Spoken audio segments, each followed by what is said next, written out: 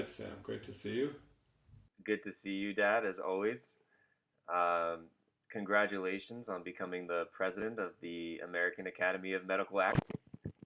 Yes, thank you. That was a big moment. It was a little bit emotional. I unfortunately, for some reason, because of all the stuff that's been happening lately, the acceptance speech got me a little bit emotional as usual. But I got myself through it. But and it was a great meeting. It was a Hmm. lot of interesting information, a lot of uh, especially about this subject that I'm particularly interested in, which is this whole relationship between fascia and acupuncture points.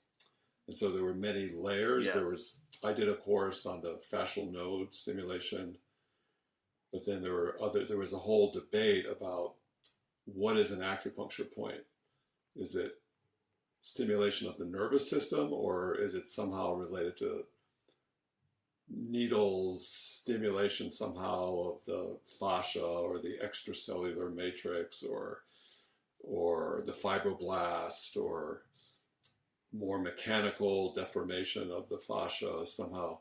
So there was a nice debate about that, and then they brought in Helen Langevin, who is the director of Yes. the NCCIH, which is the National Center for Complementary and Integrative Health. And I know her well actually from Boston, so we used to have her lecture in our course, and we have a fairly strong relationship. So she was announcing this new NIH funded project, or really NCCIH funded project, which will be trying to lay the groundwork and hopefully bring the field forward in really determining what is an acupuncture point. So that's what's interesting about our field. Although there are studies, there are actual studies out of China, there's studies out of Europe, there are different models that have looked at what is an acupuncture point. I would say if you surveyed 100 acupuncturists or 100 physicians that know acupuncture, I'm not sure there would be consensus. And so it's an interesting project, and they were bringing up the point that acupuncture, although there have been many clinical studies, there is this deficit, this lack of true understanding of what does it mean for something to be a point. So then if you don't know what a point is, an acupoint, then how can you have a study where you're choosing points that are, in quote, not real acupuncture points as your placebo or your sham treatment, if you don't even know what a real point is, and if it's just based on tradition, but you don't have very, very solid scientific understanding of what that tradition means and how it's to translate into our current understanding of what an acupuncture point is, it makes it difficult to really bring this field forward. And there was actual comparison. So in the 1600s, this British physician named William Harvey really established in a very well detailed, complete way what the circulatory system was. Because prior to the 1600s, there was still much as in more primitive medicines, or even to some extent Chinese medicine, this idea of humors circulating around the body. And there was even a theory that the heart worked on some kind of electromagnetic model, but not that it was physically pumping blood through the body. So a lot of thoughts that were quite diverse about where the blood was, how is it stored, how does it get from one part of the body to the other. This guy, William Harvey, established that circulatory system, saw the connection between the lungs, the heart, the venous system, the arterial system, and so on. And so you could compare how medical science took off after that. That was in the early 1600s. To where we are in a strange way with acupuncture, Mm. although there's beautiful research in acupuncture, this lack of understanding of what an acupuncture point is, in a way, holding us back, I think. So it's something that I think all acupuncturists should be aware of, it because what they're looking for is for different systems, different styles of acupuncture to start putting their information into this massive database that can then do this very complex, almost artificial intelligence like analysis of where the commonalities are in terms of the function of the points, even to some extent the location of the points.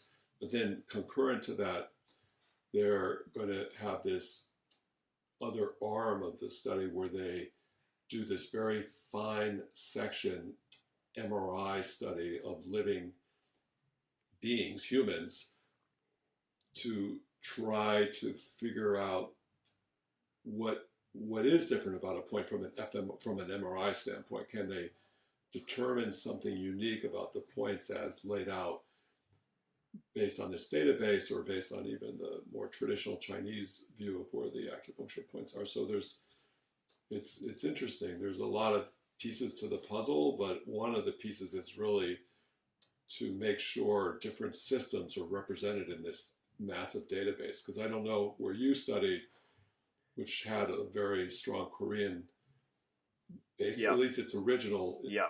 origin of Emperor's College had a very strong Korean basis.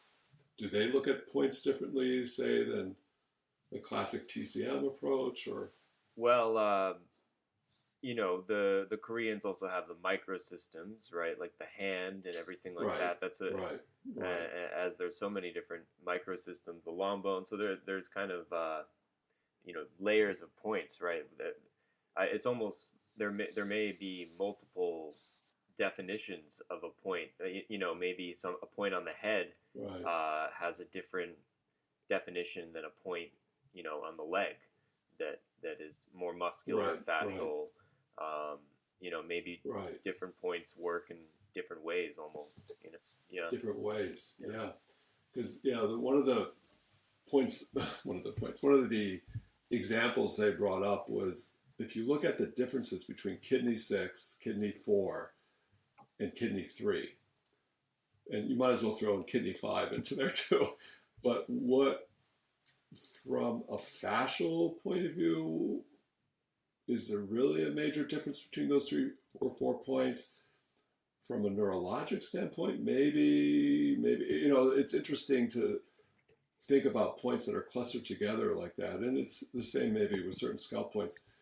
And from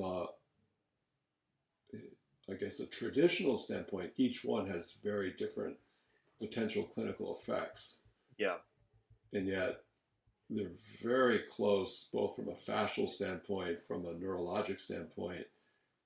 And can we actually see scientifically different effects, and can we then use that to try to understand what are the differences? So that's an example that was used quite a bit during the weekend as they were going through this debate between fascia and the nervous system.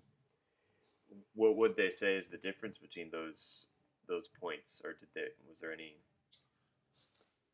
Well, it was used mainly as an example to state that in that area you don't really have muscle, like you're saying in the scalp. You have this very superficial fascia that just lies under the skin that allows you to move the skin in these different directions over the deeper fascia, but the deeper fascia is very close to that superficial fascia because the skin is so thin there. Everything is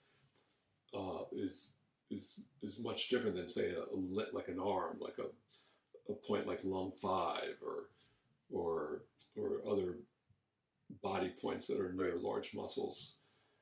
And so they were using it as an example to say, okay, if the effect of acupuncture is just due to fascial deformation. So one of the theories, especially brought up by Helen Langevin from some of her early studies, I wouldn't want to judge where she is now in her beliefs because she's very cautious about stating anything, especially in her new role, and is trying to be equal to all possible theories at this point. But in her early work, she had these studies where she would, with ultrasound visualization, put a needle into the acupuncture point and start doing some traditional Chinese style of thrusting and twisting, and she could see what looked like connective tissue wrapping around the needle. And that brought this whole set of theories and hypotheses that one of the effects of acupuncture may not be through the nervous system, but through this fascial deformation that we're putting a tug or a stretch, or we're somehow influencing the fibroblasts in those areas through the tissue deformation. And through those fascial planes, maybe that's how information is transmitted centrally or to more remote parts of the body. And so those three, let's say kidney 3, kidney 6, kidney 4, 5, are so close together, would there really be a difference between the fascial deformation of one point versus the other? All that fascia is very much the same in that part of the inner part of your ankle.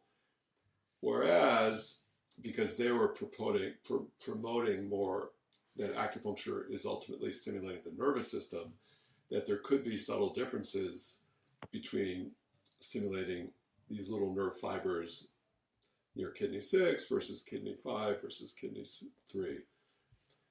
The nerves in that area are also very close and very much segmentally similar if you track those nerves up to the spinal cord, but there could be subtle differences that you could potentially map out based on the theory that we're just stimulating the nerves versus this fascial deformation theory. And as they were going through the weekend, I became, in my own mind, I'm definitely a person that wants to keep the acupuncture points firmly tied to the fascia for all kinds of reasons, but also because of this concept that we've developed with this fascial node stimulation.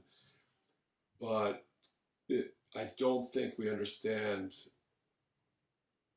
I don't think we have the right theory yet about what fascial stimulation means, because clearly if you believe, which I do, that you can have an instantaneous effect on the body with choosing the right point, as we've seen with Kiko style, but a lot of Chinese styles, these remote effects can happen very quickly, whether it's more a TCM idea, you needle stomach 38 and suddenly the shoulder pain feels better, or different approaches that we use more with the Kiko style, you see these immediate effects.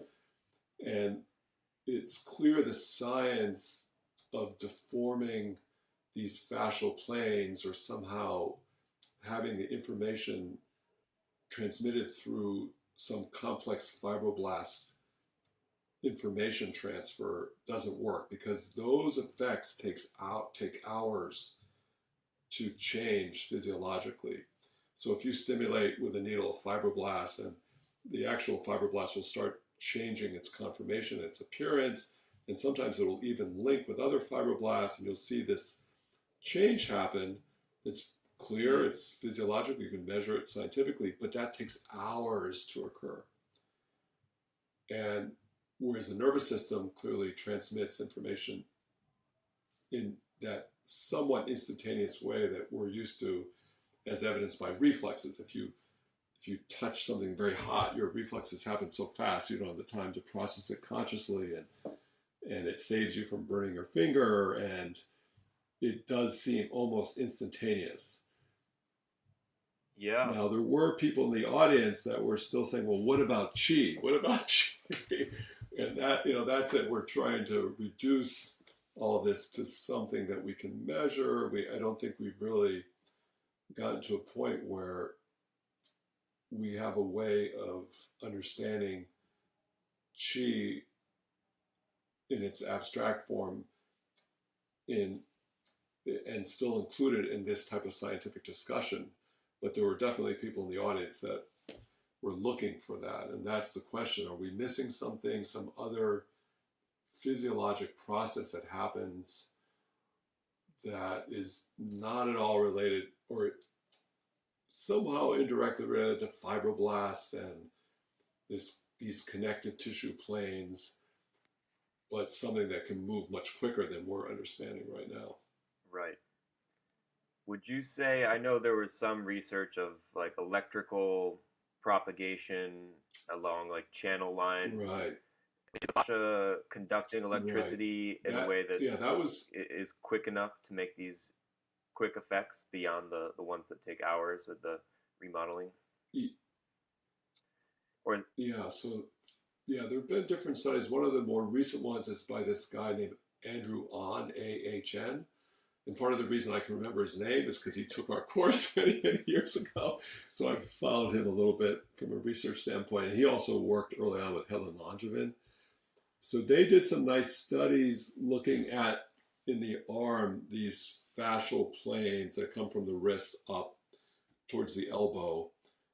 And they were able to show that there was a difference in the impedance over those fascial planes that followed more of these fascial invaginations as opposed to following areas where there was more tendon and muscle. And the impedance was lower. It was easier to transmit electricity through those lines that follow these fascial planes.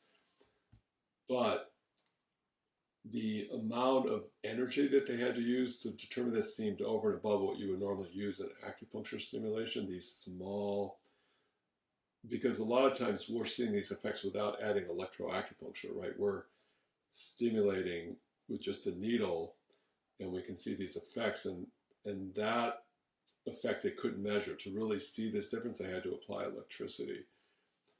So there's something there for sure.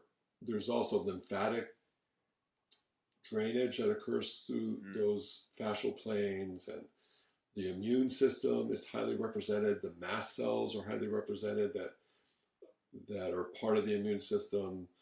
There's cytokines. There's all kinds of things happen in what we could call the extracellular matrix that's separate from the connective tissue that's also part of that extracellular matrix. So you have the connective tissue, and then you have the fluid around it, and they're all potential players in what we're doing when we put a needle into that part of the body, as opposed to directly into a nerve or directly into a muscle fiber.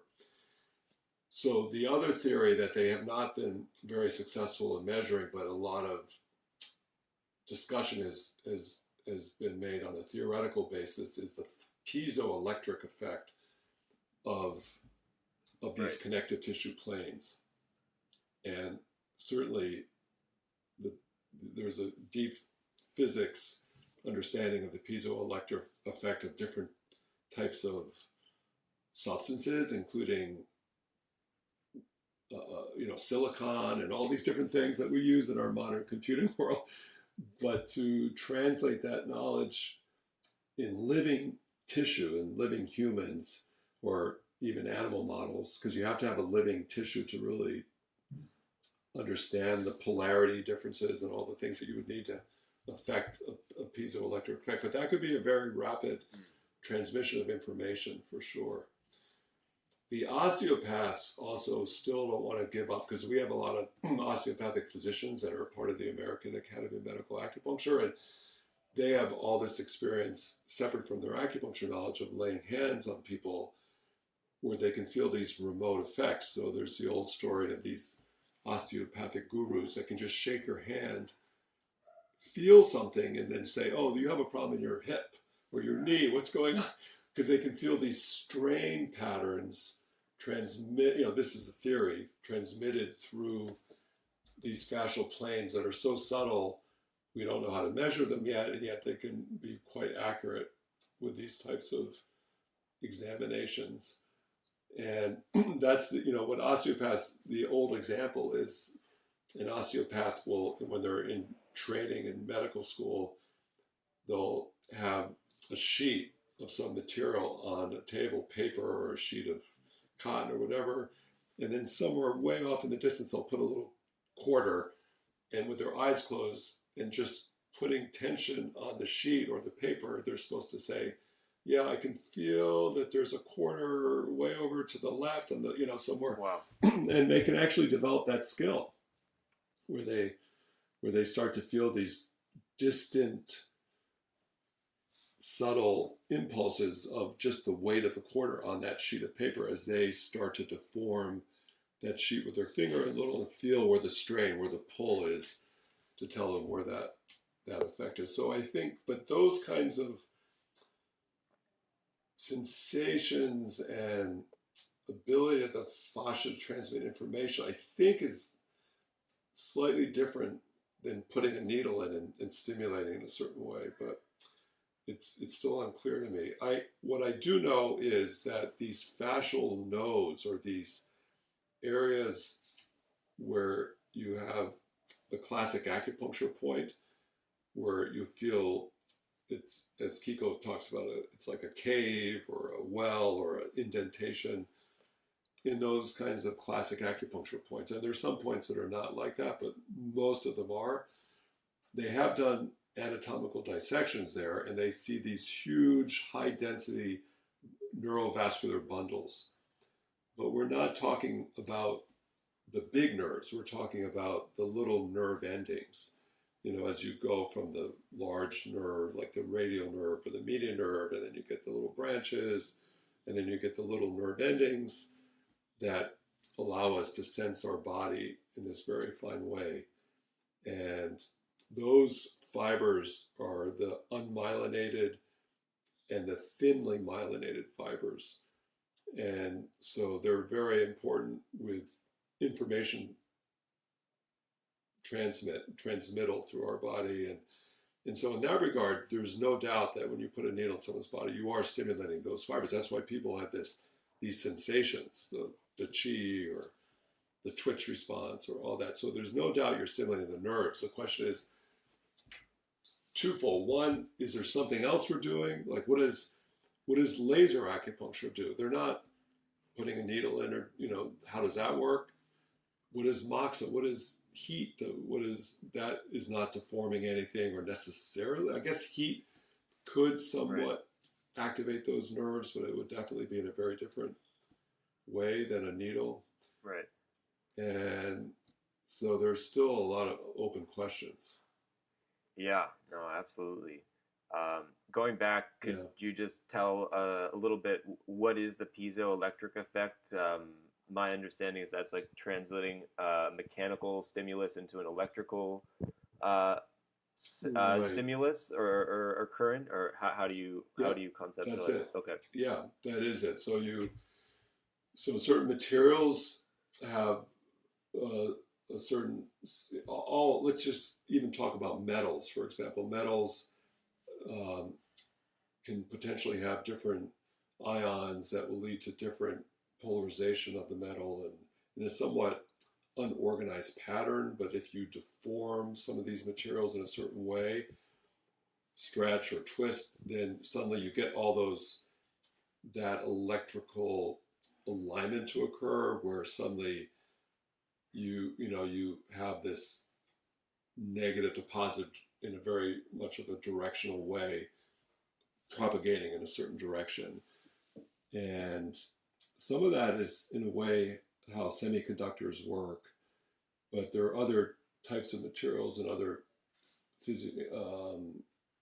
applications of these piezoelectric effects that are different than semiconductors. But it is about having a material that if you deform, you can suddenly get the electrical properties of that material to organize itself so that then electricity can propagate in a certain direction.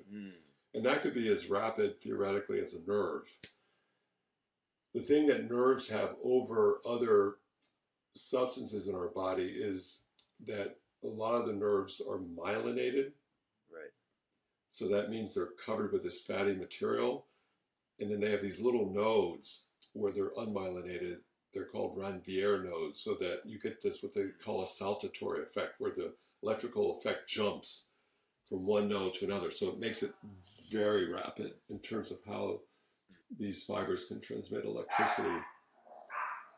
But it definitely, I think this piezoelectric effect is real. It's just a question of how to measure it in living tissue and humans in particular, or animal models.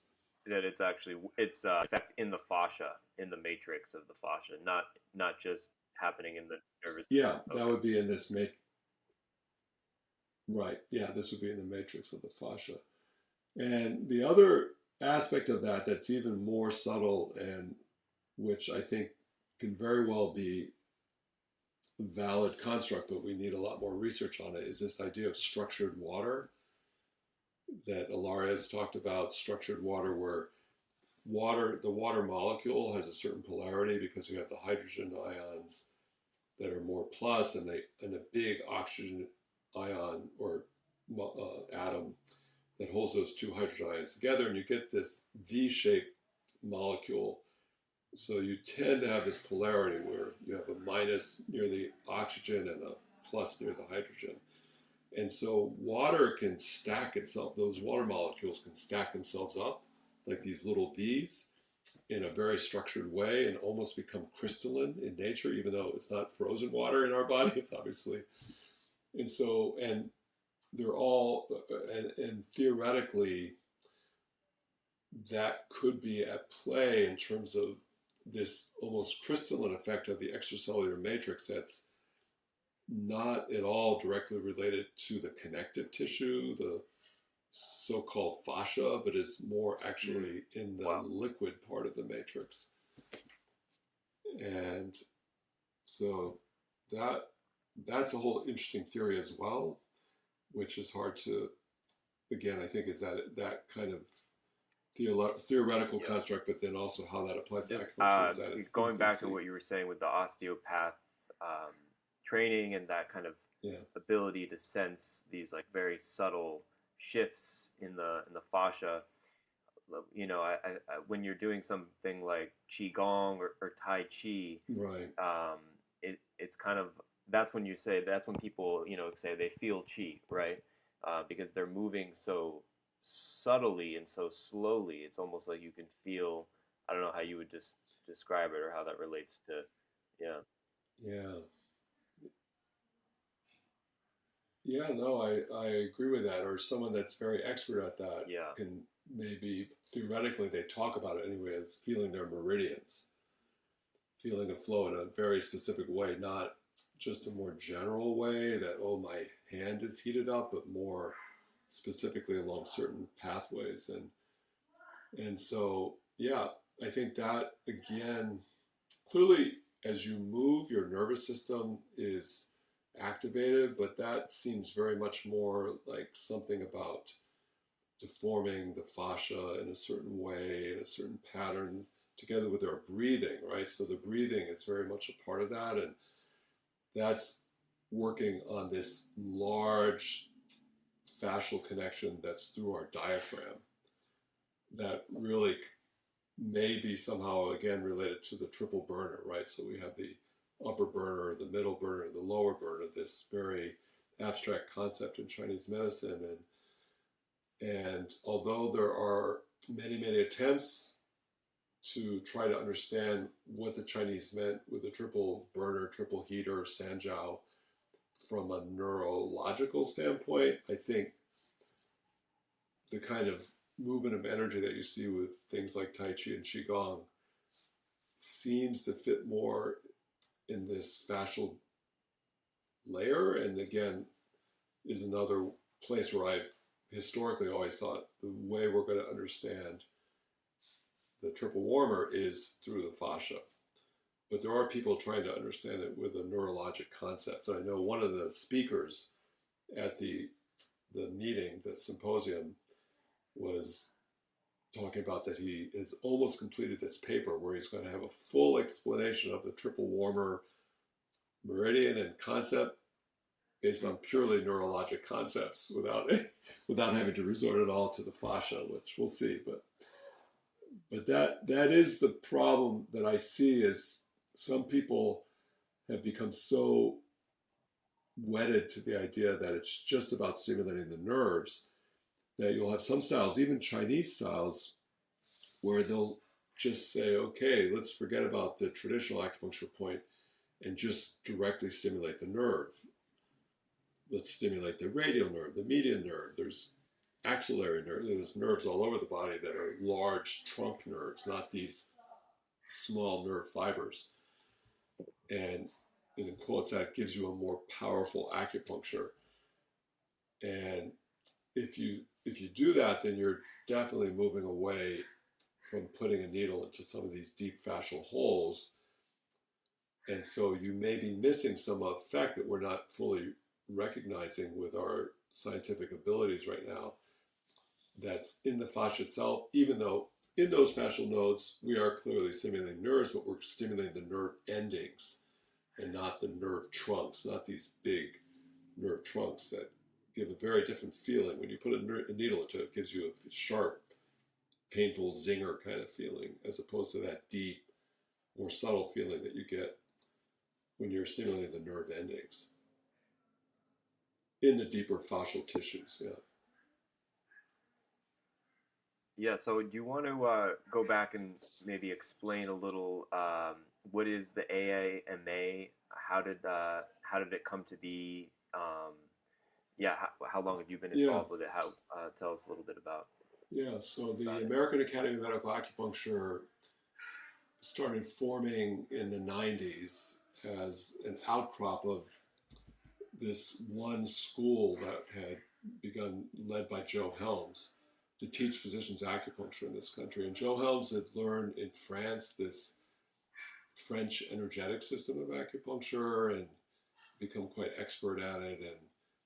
And for reasons that are not 100% clear, but decided that he wanted to promote acupuncture amongst physicians in this country. And at that time, it was definitely an uphill battle. There was many more,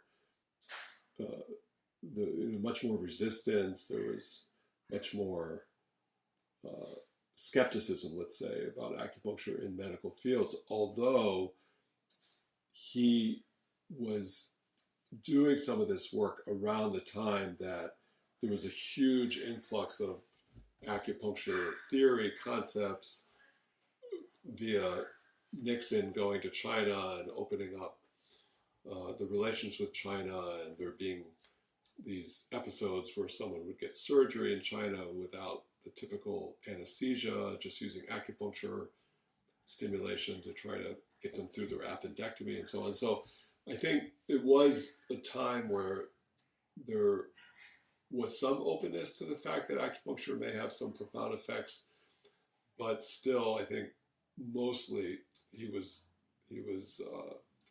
obstructed by a lot of conventional, narrow-minded medical points of view.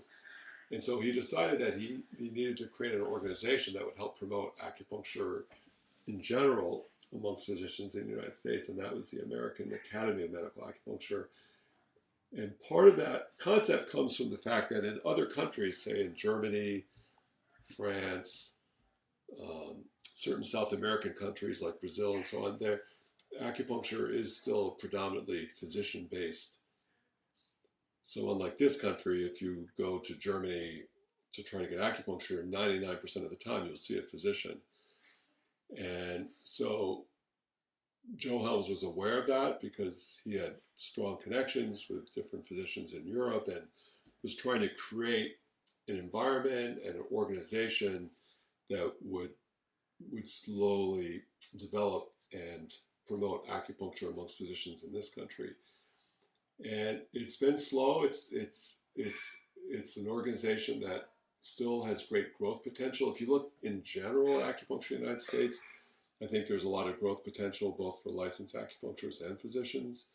It's still underutilized modality. If you look, they recently did another national survey of the utilization of complementary alternative therapies, and acupuncture use doubled compared to a study done by Eisenberg in 1997. So between 1997 and this current survey that was done in 2022, it had doubled, but it only went from 1.1% utilization to 2.2% utilization. So if you compare the utilization of chiropractic physicians as compared, it still makes acupuncture look like it's just beginning to scratch the surface in this country. So there's a real need and for growth, for science, for something to get acupuncture more in the mainstream.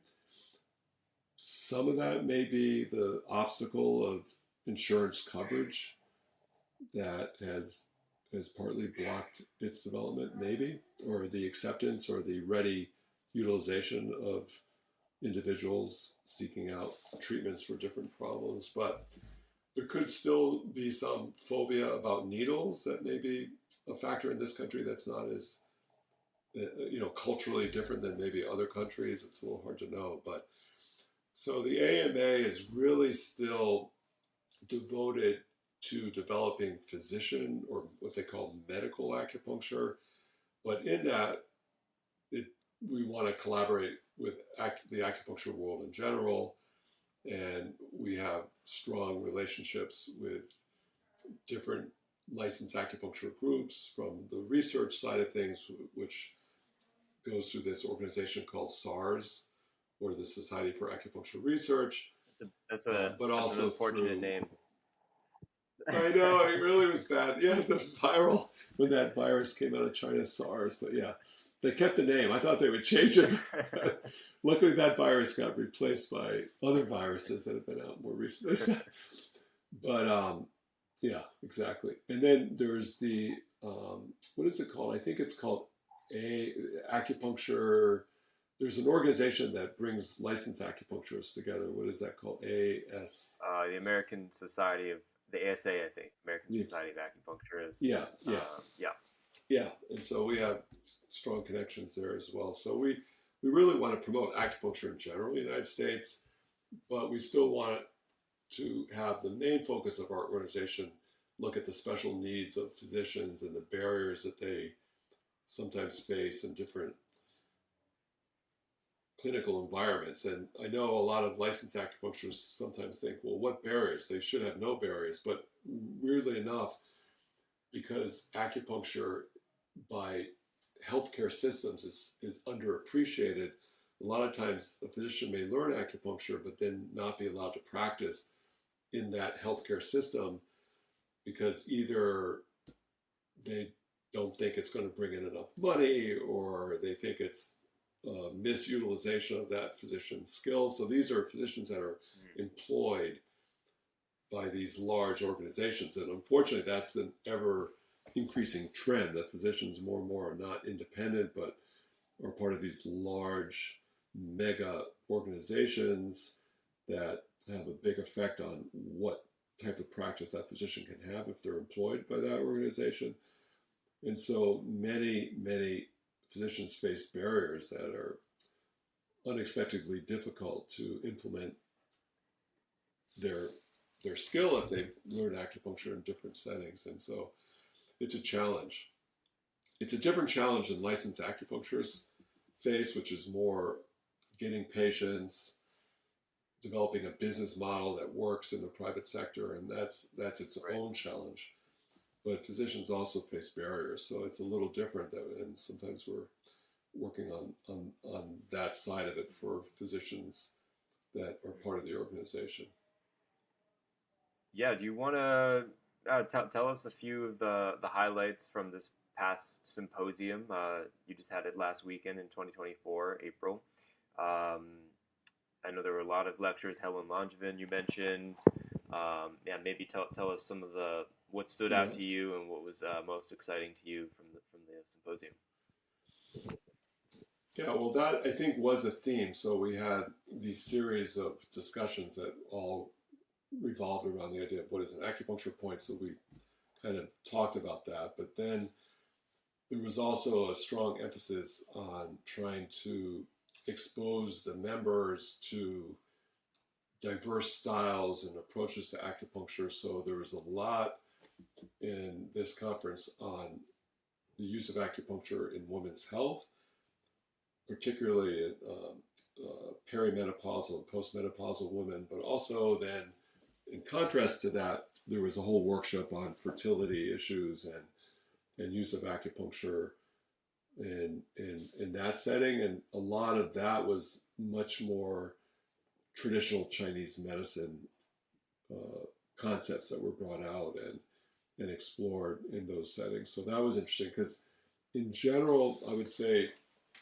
medical acupuncture or the American Academy of Medical Acupuncture would be, in the scheme of all these different acupuncture styles that are out there, be less focused on some of these TCM concepts.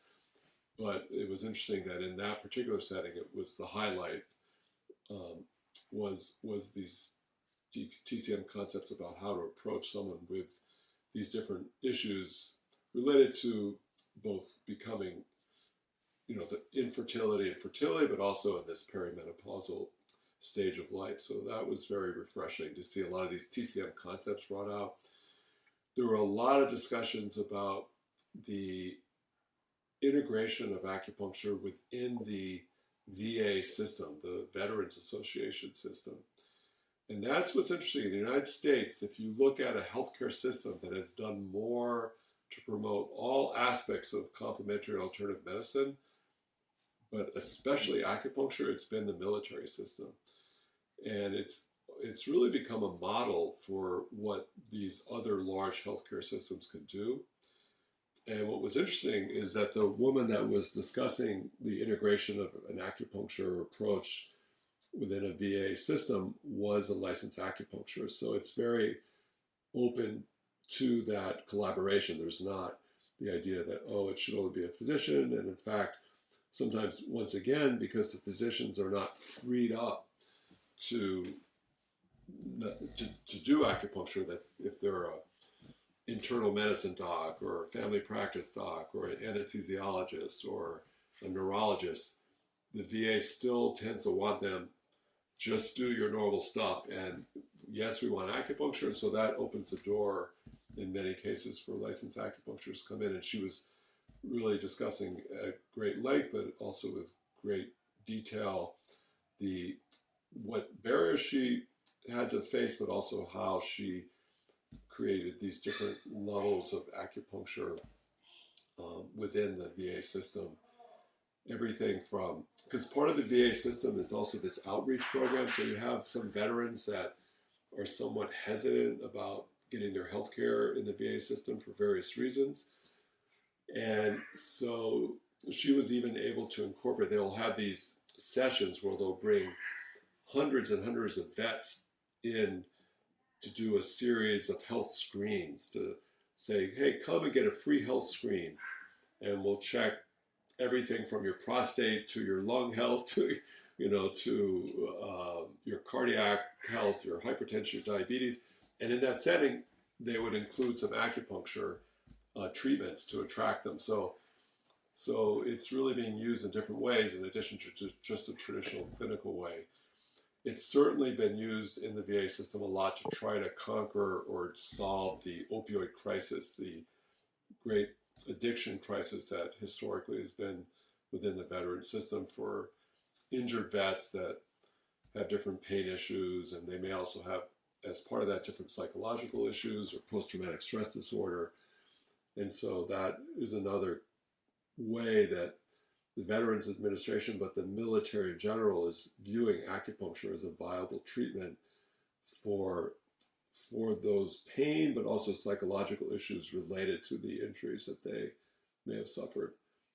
So it's very refreshing, and I think it marks out the possibility that even these large healthcare systems that are now, in essence, taking over different areas of the United States that are not part of the VA or government system, may eventually learn from what the military and the VA system has learned about how to integrate some of these alternative therapies, including acupuncture. Mm. So that was a big highlight. Yeah. Yeah, it's interesting that the military is leading the way on that. Yeah. You think it's because of the opioid crisis in the military? Do you think that's kind of why they're leading the way with acupuncture? Yes, it definitely is, because there was a whole sort of almost like a white paper type of discussion of it, where at the time the head of the Department of Defense discussed, and you can find it if you search on the internet, where they discuss the reason, the rationale, not just acupuncture, but to integrate mind-body strategies, movement therapies, different maybe even different nutritional therapies, but certainly acupuncture to try to solve this crisis of opioid addiction. And it was probably represented a higher rate than the general population within the military system. But then, as an offshoot of that, then there's been the realization that it may also help with some of these factors that feed into addiction, which is the post-traumatic stress disorders that often come from military life experience overseas and different battles or different places that where that you can have these situations occur where many of our vets get injured in a way that's very psychologically traumatic as well. Right. And so that's part of what has to be dealt with. And so in that regard, they quickly realized the need to be more holistic in their approach. And but definitely a big factor was the opioid crisis, yeah. Which weirdly did not translate as well as I thought it would into the general non-military population in terms of healthcare systems looking for things like acupuncture to be an alternative to the opioids. Yep. What seems to be happening in a lot of other settings is to just say no, don't write an opioid, but then don't offer that much else to the patient because, instead of saying, no, we're not going to do acupuncture, but here, we're going to do some ear points on you, or we're going to send you to my colleague down on, the first floor who's doing acupuncture and refer you to that clinic and so on. So we still seem to be lagging behind. The thing that military can do that is harder in other systems is someone like the head of the Department of Defense can make this decree, and then all the divisions have to do it. Whereas it's a little more amorphous and less structured and less organized in other healthcare systems. So yeah, but I would say those are the big highlights where integration of the VA system, and then this whole issue of what is an acupuncture point, and the idea that to get that increase in acupuncture utilization from 1.1% to 2.2%, maybe get it up to 20% utilization of acupuncture. We need to know the science better. We need to be able to understand, just like we understand our vascular system, we need to understand what is an acupuncture point, what is a meridian, so it's a little bit less mysterious maybe. And I'm not sure that's the only factor, but that may be one of the factors that's causing some lag in the growth that we want to see in acupuncture. Military, use of things like acupuncture. It's called Escape Fire: The Fight to Rescue American Healthcare. That's the film that Dr. Grong likes to show. It shows the use of battlefield ear acupuncture. Yeah, it's pretty interesting. Yeah, that's a great. Yeah, and what's nice about that is it just shows how very, very simple style of acupuncture, just some basic ear points, not differentiated, just use the same points in each individual. It can still have profound effects. And of course, those ear points were integrated into this particular vet that was suffering post-traumatic stress disorder and chronic pain. He was also getting mind-body and psychological consults and other things, but that battlefield acupuncture was a big part of it. And so I often think that same model would help in the non-military world. Is could you teach every clinician from top to bottom just some very simple technique, maybe like battlefield acupuncture, to just whet their appetite a little bit and also open their mind that, okay, there's probably a lot more to this. Right. I only know this tiny little piece.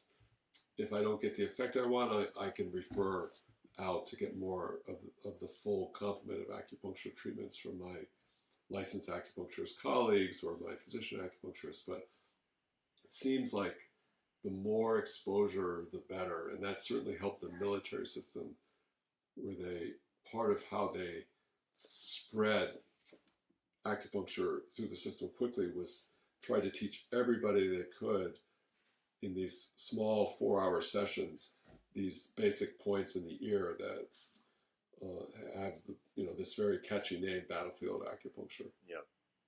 Yeah. I love it. I use it on So, works, Yeah.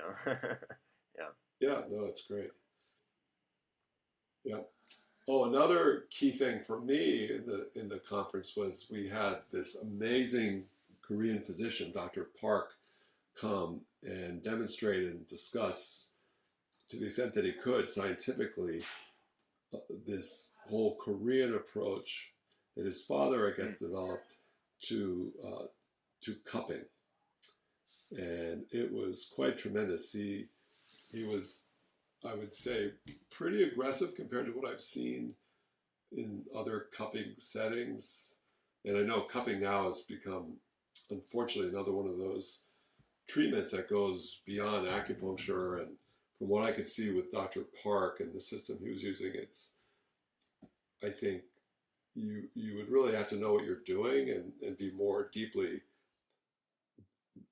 invested in understanding kind of what am I doing with these cups from an acupuncture standpoint. But he was very aggressive in his style, and it was quite profound, the effects that he was getting on different patients, including me. I volunteered and got a treatment on my shoulder, so that was really quite the experience. Yeah. Yeah.